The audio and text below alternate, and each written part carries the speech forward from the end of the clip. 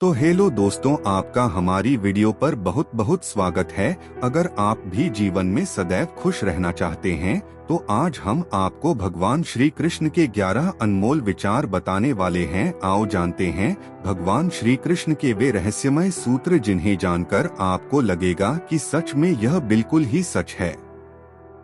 निश्चित ही उनके ये सूत्र आपके जीवन में बहुत काम आएंगे।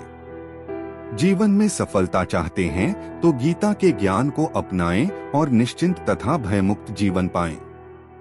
भगवान श्री कृष्ण का पहला विचार है सफलता। भगवान श्री कृष्ण कहते हैं कि यदि आप लक्ष्य को प्राप्त करने में विफल रहते हैं तो अपनी रणनीति बदलें, लक्ष्य नहीं। इस जीवन में न कुछ खोता है न व्यर्थ होता है। जो इस लोक में अपने काम की सफलता की कामना रखते हैं वे देवताओं की प्रार्थना करें। दूसरा विचार है प्रसन्नता। श्री कृष्ण कहते हैं कि खुशी मन की एक अवस्था है जो बाहरी दुनिया से नहीं मिल सकती है। खुश रहने की एक ही कुंजी है इच्छाओं में कमी। भगवान श्री कृष्ण का तीसरा विचार है आत्मविनाश या नरक के ये 3 द्वार हैं, वासना, क्रोध और लोभ। क्रोध से भ्रम पैदा होता है, भ्रम से बुद्धि व्यग्र होती है। जब बुद्धि व्यग्र होती है तब तर्क नष्ट हो जाता है। जब तर्क नष्ट होता है तब व्यक्ति का पतन हो जाता है। वह जो सभी इच्छाएं त्याग देता है और मैं और मेरा की लालसा और भावना से मुक्त हो जाता है, उसे शांति प्राप्त होती है।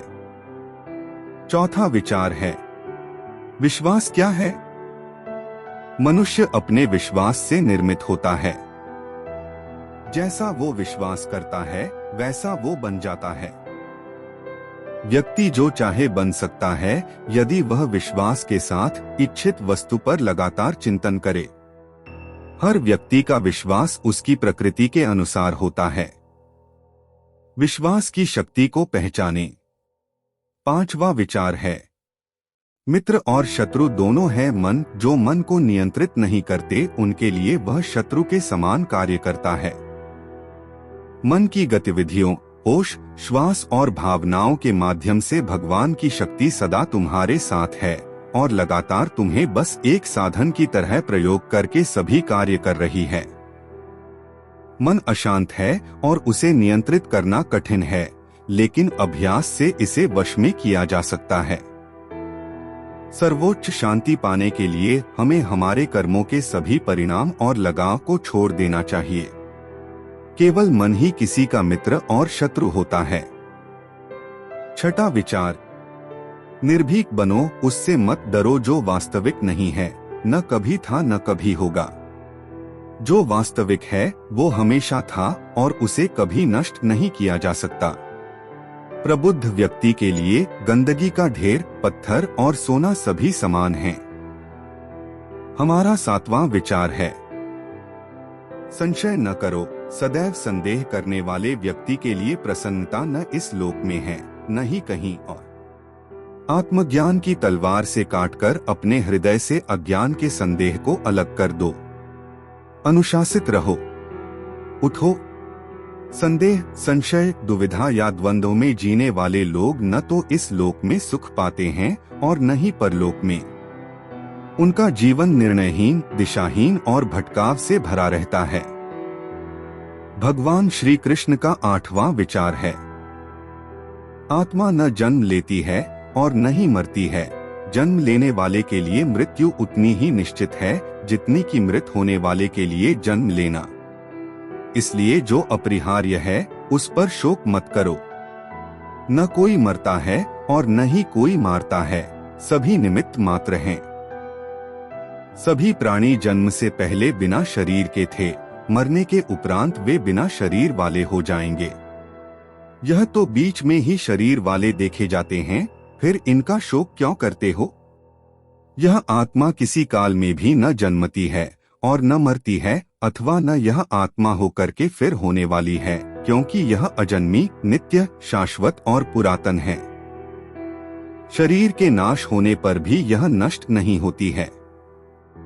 कभी ऐसा समय नहीं था जब मैं तुम या ये राजा महाराजा अस्तित्व में नहीं थे, न ही भविष्य में कभी ऐसा होगा कि हमारा अस्तित्व समाप्त हो जाए। हे अर्जुन, हम दोनों ने कई जन्म लिए हैं, मुझे याद हैं, लेकिन तुम्हें नहीं। हमारा 9वां विचार है, कर्मवान बनो। निसंदेह कोई भी मनुष्य किसी भी काल में क्षण मात्र भी बिना कर्म किए नहीं रहता, क्योंकि सारा मनुष्य समुदाय प्रकृतिजनित गुणों द्वारा परवश हुआ कर्म करने के लिए बाध्य किया जाता है। अपने अनिवार्य कार्य करो, क्योंकि वास्तव में कार्य करना निष्क्रियता से बेहतर है। ज्ञानी व्यक्ति को कर्म के प्रतिफल की अपेक्षा कर रहे अज्ञानी व्यक्ति के दिमाग को अस्थिर नहीं करना चाहिए। अप्राकृतिक कर्म बहुत तनाव पैदा करता है। किसी और का काम पूर्णता से करने से कहीं अच्छा है कि अपना काम करें, भले ही उसे अपूर्णता से करना पड़े। बुद्धिमान व्यक्ति का मुख सुख में आनंद नहीं लेता। कर्मयोग वास्तव में एक परम रहस्य है। भगवान श्री कृष्ण का 10वां विचार है, जो मेरे साथ हैं मैं उनके साथ हूँ, संपूर्ण ब्रह्मांड मेरे ही अंदर है। मेरी इच्छा से ही यह फिर से प्रकट होता है और अंत में मेरी इच्छा से ही इसका अंत हो जाता है। मेरे लिए न कोई घृणित है न प्रिय, किंतु जो व्यक्ति भक्ति के साथ मेरी पूजा करते हैं वो मेरे साथ हैं और मैं भी उनके साथ हूँ। बुरे कर्म करने वाले, सबसे नीच व्यक्ति जो राक्षसी प्रवृत्तियों से जुड़े हुए हैं और जिनकी बुद्धि माया ने हर ली है, वो मेरी पूजा या मुझे पाने का प्रयास नहीं करते। हे अर्जुन, कल्पों के अंत में सब भूत मेरी प्रकृति को प्राप्त होते हैं, अर्थात प्रकृति में लीन होते हैं, और कल्पों के आदि में उनको मैं फिर रचता हूँ। मैं उन्हें ज्ञान देता हूँ जो सदा मुझसे जुड़े रहते हैं और जो मुझसे प्रेम करते हैं। मैं सभी प्राणियों को समान रूप से देखता हूँ, न कोई मुझे कम प्रिय है न अधिक।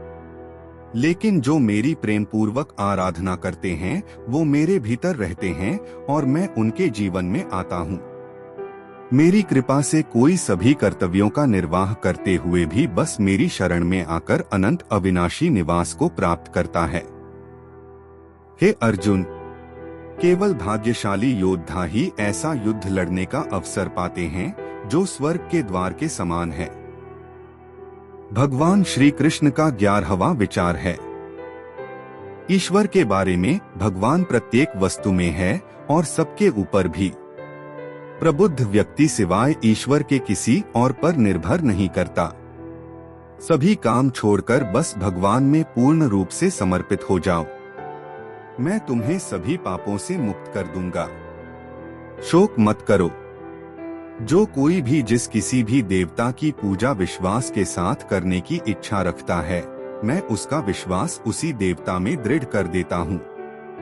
हे अर्जुन, मैं भूत, वर्तमान और भविष्य के सभी प्राणियों को जानता हूँ, किंतु वास्तविकता में कोई मुझे नहीं जानता।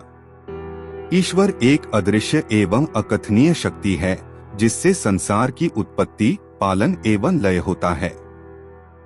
मानवीय रूप में उसकी ऐसी कल्पना की जा सकती है कि उसके सभी ओर से ज्ञानेंद्रियां और कर्मेंद्रियां हैं। आशा करता हूं कि भगवान श्री कृष्ण के आपको यह 11 विचार पसंद आए होंगे। वीडियो को लाइक और चैनल को सब्सक्राइब कर लेना। तो चलिए मिलते हैं एक नई वीडियो में, तब तक के लिए जय श्री कृष्ण।